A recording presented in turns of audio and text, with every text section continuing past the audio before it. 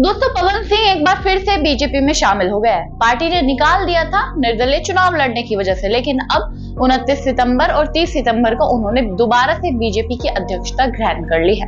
आपको बता दें, भोजपुरी सिंगर एक्ट्रेस पवन सिंह एक बार फिर से चर्चाओं में आ गया। आपको लोकसभा चुनाव तो याद होगा किस तरीके से बिहार की काराकाट सीट को लेकर बीजेपी और पवन सिंह के बीच एक चुनावी संग्राम शुरू हो गया था।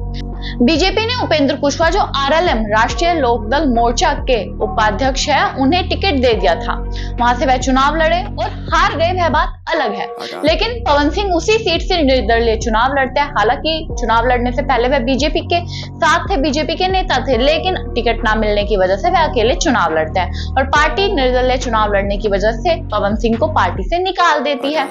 दोनों को ही हार का सामना करना पड़ता है। काराकाट सीट पर लोकसभा में जीत होती है सीपीआई MLL के राजा राम सिंह की। 1 लाख से ज्यादा वोटों से वह जीतते हैं। क्योंकि बीजेपी और आरएलएम के वोट बंटवारे को लेकर उनकी जीत होती है, क्योंकि बीजेपी ने उपेंद्र कुशवाहा को टिकट दिया, निर्दलीय चुनाव लड़े पवन सिंह। दोनों के वोट बंटवारे की वजह से सीपीआई इसका फायदा उठाकर लेकर चली जाती है। तो इसी बीच बिहार विधानसभा चुनाव से पहले उपेंद्र कुशवाहा और विनोद तावड़े से मिलते नजर आए पवन सिंह।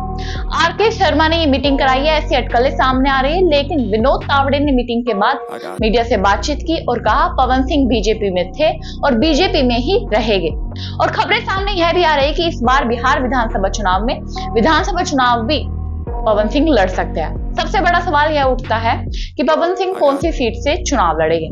कहा जा रहा है कि आरा सीट से बीजेपी इन्हें टिकट दे सकती है, या आसपास के कोई भी इलाके से जो आरा के आसपास है। आरा साल 2000 से बीजेपी का गढ़ माना गया है। यहाँ पर बीजेपी के अमरेंद्र प्रताप सिंह लगातार जीतते नजर आ रहे हैं। हालांकि अभी जो चुनाव हुए थे उसमें आरजेडी के प्रत्याशी को 666 वोटों से ही अमरेंद्र प्रताप सिंह ने हराया था। लेकिन इस बार आशंकाएं जताई जा रही कि आरा से पवन सिंह को टिकट दिया जा सकता है।